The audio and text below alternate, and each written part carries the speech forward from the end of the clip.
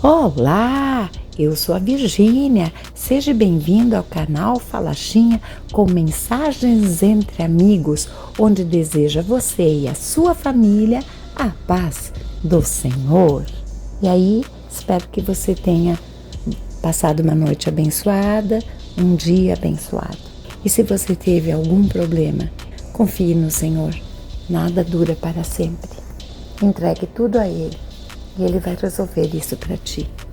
Bom, ontem eu falei que o dilúvio deixou para trás, tudo que possuía vida, exceto os que estavam na arca.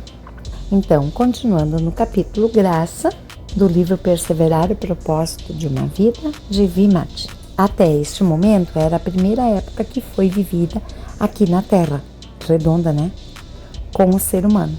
A época do paraíso que acabou com o dilúvio. No paraíso, o pai vinha visitar e conversar com o casal Adão, mas depois que o pecado entrou neste casal, trouxe separação espiritual entre Deus e o ser humano.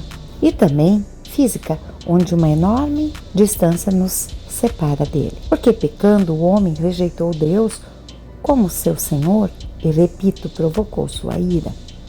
Lamentavelmente, permitindo ser dominado pelo inimigo, o homem tornou-se escravo do pecado e de Satanás. Nessa situação, como mencionei, o pecado original do homem foi e é independência de Deus, pois acha que pode viver bem sem a orientação do Pai.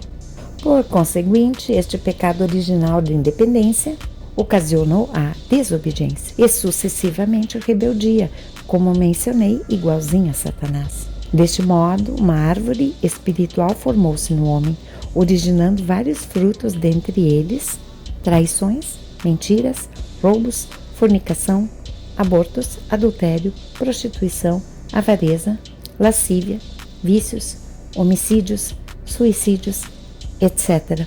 Alguns titulados como pecados da carne. Gálatas 5, 19 a 21, e somente a morte para acabar com esta raiz. Porém, após o dilúvio, o povo multiplicou-se, e mesmo Noé sendo um bom exemplo, tudo voltou a ser como antes. Em Gênesis 11, podemos encontrar mais uma história, a Torre de Babel, que decepcionou a Deus. Até então, todos falavam a mesma língua, mas irado pela intenção do coração da humanidade, Deus confundiu a linguagem. Como o ser humano foi se multiplicando, o pecado seguiu o mesmo ritmo. Virou uma epidemia como um veneno que corria nas veias, originando a morte, porque até então não havia antídoto. Deus planejou e amou cada ser humano que veio ao mundo. Esteve junto na concepção, no nascimento, viu todos crescerem, não queria mais sua aniquilação. Assim, num outro período, houve um outro homem que temia Deus. Seu nome era Abrão. Deus olhou para Abrão como olhou para Noé, e para ele não se contaminar com os moradores de Harã, ordenou deixar a parentela, prometendo-lhe uma grande descendência. Mesmo não tendo filhos, Abrão creu na promessa divina. Porém, Sarai, sua esposa, sendo estéril, ainda de idade avançada, duvidou. Demorando tal milagre, convenceu-se do contrário. Assim pensou em dar uma mãozinha ao Criador, oferecendo sua serva, egípcia, para que coabitasse com o marido. Isso não agradou a Deus. Mesmo assim, nasceu Ismael. Tempo depois, Deus apareceu outra vez fazendo a mesma promessa, afirmando que sua descendência iria multiplicar-se através deles como casal. E ela, com 90 anos de idade, e Abrão, com 10 anos a mais, tiveram um filho, o qual deram o nome de Isaque. Deus até mudou seus nomes para Abraão e Sara. Esta história encontra-se a partir de Gênesis 12. Fiquei pensando, em vez do povo apreciar novelas seculares, deveria ler mais a palavra, pois é maravilhoso desfrutar das histórias que ali se encontram. E além de nos edificar, nos deixam exemplos para não seguirmos e outros para podermos viver uma vida em santidade e fé.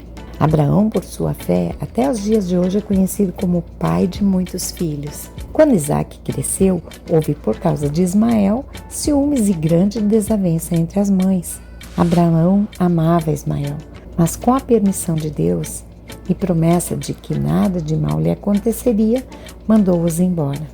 Assim, até os dias de hoje, muçulmanos do islamismo, descendentes de Ismael, e israelitas, judeus, descendentes de Isaac, estão em constantes guerras por heranças, terras, posses, bens, religião, tudo por causa desta história. Foi assim, Isaac casou com Rebeca e gerou gêmeos, Esaú e Jacó. Esaú, infelizmente, desagradou Deus, ainda se misturou com os descendentes de Ismael. Jacó não. De Jacó saíram as 12 tribos de Jerusalém, onde seus descendentes foram chamados de israelitas, porque Jacó, procedente de uma luta, Gênesis 32, 27 a 28, teve seu nome, que significa enganador, usurpador, mudado por Deus para Israel, que significa que reina com Deus. Deus é conhecido no Antigo Testamento por pai de Abraão, Isaque e Jacó. Eles são os patriarcas da fé. Então, esta foi a segunda época, a época dos patriarcas. Deus havia prometido para Noé não mais destruir o mundo com água. Colocou um arco-íris no céu como sinal dessa aliança. Gênesis 9, 11 a 14. A Abraão prometeu uma grande descendência, não mais extinguindo o ser vivente, embora posteriormente surgiram grandes perdas com guerras, pragas, etc., pois Deus amava tanto o seu povo. E por causa deste amor não queria que ele se contaminasse com pessoas e deuses, demônios, dos outros povos. Entretanto, este povo cometeu tantas abominações a ponto da ira de Deus acender-se mais uma vez, onde destruiu Sodoma e Gomorra, pois os moradores daquela cidade estavam contaminados pelo pecado. Ali Abraão intercedeu por seu sobrinho, e Deus, por misericórdia, enviou anjos para salvar Ló. Mas sua esposa, nem se sabe seu nome, acabou morrendo. Virou uma estátua de sal, conforme Gênesis 19. Curiosidade mata. Mas ali penso que não conseguiu separar-se das coisas que o mundo oferecia e desobedeceu. Devido a esta tragédia, infelizmente surgiram a origem dos Moabitas e dos Amonitas, filhos de Ló com suas filhas, mais duas querendo dar uma mãozinha para Deus. Deus tinha proibido o casamento de seus filhos com mulheres pagãs, e com esta mistura de raça, Esaú também se uniu, e assim foram igualmente se contaminando. Deus avisou a Abraão que no futuro seu povo iria acabar escravo. Gênesis 15, 13. E depois da morte de José, filho de Jacó, aconteceu. José era um homem muito usado por Deus, e Faraó tornou-se seu amigo. Mas quando toda essa geração morreu, reinou um rei que não o conhecia. Assim, a descendência de Abraão acabou tornando-se escrava no Egito por mais de 400 anos. Viu que deu Sara dando uma ajudinha, dando uma egípcia para Abraão, Acabaram escravos justamente no Egito por mais de 400 anos.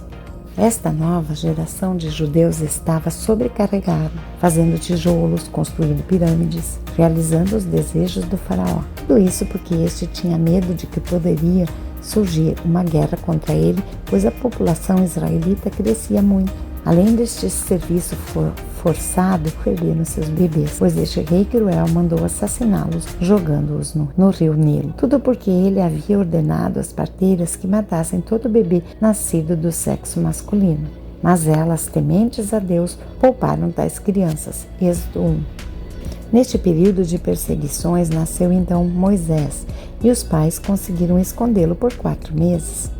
Depois sua mãe, temendo por sua vida, usou de uma estratégia, e ele acabou ficando com ela até ser desmamado. Posteriormente, a filha do próprio faraó adotou Moisés. Mas já homem feito foi visitar seu povo de origem e acabou matando um egípcio para defender um judeu, e assim teve que fugir do Egito. Êxodo 2. O povo judeu somente sobrevivia, mas houve um tempo que não mais se conformaram, buscando novamente a presença do Deus de Abraão. Deste modo, começaram a clamar dia e noite para que Deus enviasse o libertador. O Pai, em sua misericórdia, ouviu o clamor de seu povo e, conforme a promessa, o libertou usando Moisés. Apesar de sua criação egípcia, Moisés acabou sendo, como mencionei, um grande amigo, intercessor, profeta de Deus. Todavia, enfrentou muitos desafios para tirar os hebreus do Egito e conduzi-los pelo deserto. 600.000 homens, fora mulheres e muitas crianças, formavam o povo de Deus. E havia os egípcios e outros que acompanhavam este povo. Isto era muita gente. E todos receberam a promessa de possuírem a terra prometida, terra boa que mana leite e mel. Em Êxodo há registros das 10 pragas que Deus enviou contra Faraó para mostrar seu poder. Da primeira Páscoa, ordenada a ser guardada, comemorada perpetuamente, devido à livrança da morte e escravidão do povo. Também a separação do Mar Vermelho, livramentos, a morte do exército de Faraó, também provisões, milagres, mortes, cumprimento de promessas, etc. Todavia, este povo desobedeceu ao ponto da ira de Deus inflamar-se novamente. Pensou destruí-lo, prometendo descendência a Moisés, que não aceitou.